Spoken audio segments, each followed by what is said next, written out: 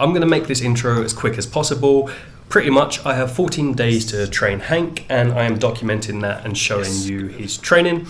He has a huge issue with reactivity, going over threshold and lead biting. Cool, and now you're all caught up. And in today's video, I'm going to be going over what happens when you have a reactive dog and the walk doesn't go to plan. And we're just going to be going through that as we go. So let's jump into it. So we start off the walk. Hank does a really good job. We've been working a lot on engagement and building up his focus around me on the walk so that he's less paying attention to what's going on around him, causing a positive association and then going on to me, and he's absolutely doing an amazing job. That is up until we come to around this corner and there is a huge trigger. This trigger is the bin men. So there's 4 men, I know one of them, and he starts shouting at me, as well as there's the bin truck, which is loud and is very noisy. Hank reacts very quickly to this, but even though he reacted, I would still consider this a success because I'm able to use the marker word that we've been using. Yes, so he's barking and then he comes back to me. That is a huge success in my opinion, even though he did react. Another thing I could have done differently is I could have tried to move him to the outside of me so that I am in between him and the garbage men, which will make my life easier to communicate with him. So I get his attention back on me and I try and reward him for making distance against the trigger so that that's more likely to become a better association and a more encouraged behavior later on down the line. And then we go back into a little bit of scatter feeding just to get his nose down and get him back used to avoiding the world and having that positive association. And then we just do a little bit of obedience and just get him back on track before moving on. Now, one thing I'm going to talk about here is trigger stacking. For anyone that doesn't know, dogs have something called a threshold, and you may have heard the term over threshold. This is very similar to a glass of water, but it's the dog's emotional state. When that glass of water becomes all the way to the top, it starts to overfill, and that is when you get a reaction out of the dog. Because of the first interaction we had there, he went very close to being over threshold, but we pulled a little bit out and were able to bring him back down. Now for the rest of the walk, he's going to have a shorter threshold because of the stress already in. So what you see here is Hank gets a little bit tense. I can't remember over, but it was a little bit far in the distance. He goes up and then he's like that. But we use our marker and the game we've been practicing to bring him back to me rather than exploding and reacting. So the main aspect of what I'm doing with Hank is just getting him more comfortable in the environment as well as encouraging him to listen to me, so then we are able to handle triggers better, which is why we're doing hill training, obedience, and then just a lot of treats and positive association. If you have a look at Hank's eyes here, they are huge. He is so aroused because of everything that's been going on. And if you have a look at a cat before they pounce on something or when they're hunting, you notice their pupils dilate because they're trying to get as much in as possible. This is very similar to how you can tell how a dog's feeling. So that is one of the signs that Hank is very highly aroused. So I was actually very lucky enough that I had a behaviorist down the road from me, a certified behaviorist, and I was having a brief conversation with her about Hank. And because she knows that I work with dogs, it made this conversation quite easy. She tries to use she's a Lima trainer, so as least aversive as possible. One of the things that she suggested was using a long line. The reason for this is because we know in our previous videos that one of the ways Hank stops chewing or biting the lead is by dropping it.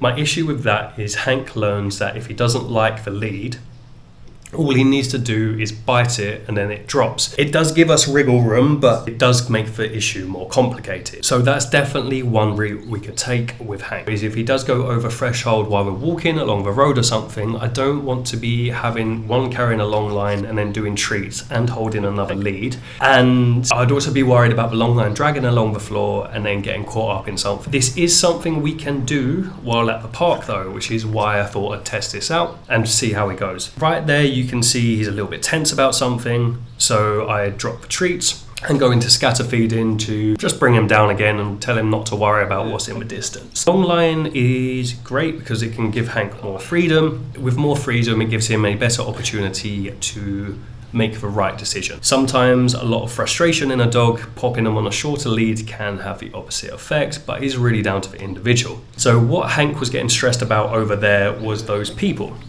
there was two big dudes, and they were walking quite, not aggressively, but quite an imposing figure. They were both marching along, and then there was a woman behind them as well.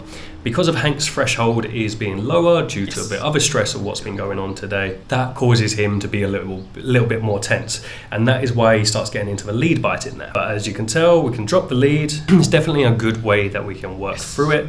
Because Hank's had he's had a good time, but it's been a little bit stressful. I wanted to make sure that we ended this training session, his training walk, on a positive note. And now we have a long line. I decided to use the ball to exercise him and help release those endorphins, those happy chemicals you get after you do a workout. We have also been working on drop. Because of the lead biting, I wanted to be able to teach him he can hold something, but when I say drop, he needs to actually drop it and give it to me instead.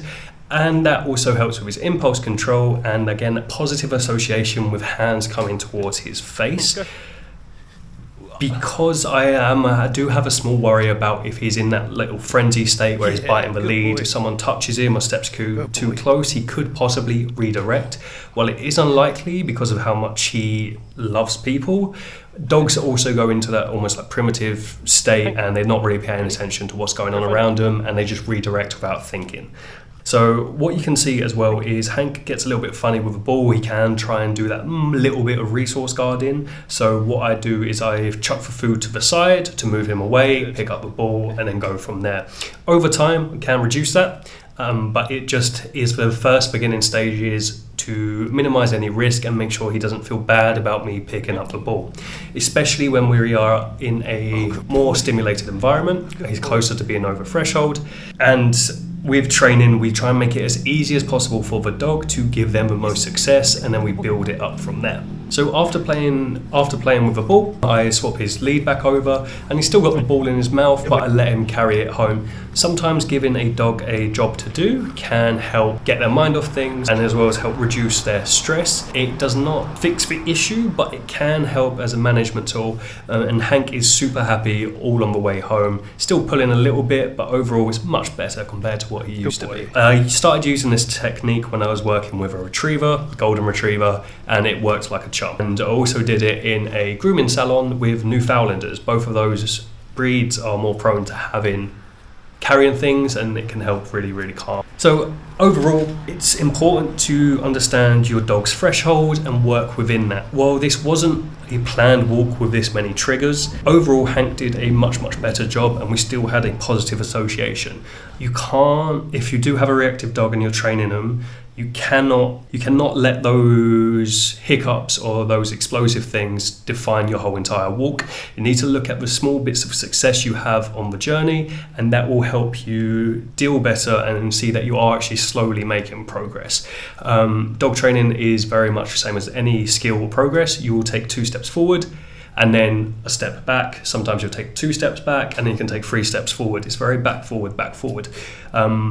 But to be honest, with Hank, we are really stepping up and doing a great job, so I'm very, very happy with this. That pretty much wraps up this video. If you have any questions, let me know in the comment section. We did also do we just have also been carrying on with a little bit of obedience and a little bit of training in the garden, but that's just all the same as the first 4 days, which you can go and check out there as well. And also we hit 380 subscribers, which is awesome, so thank you guys so much for watching.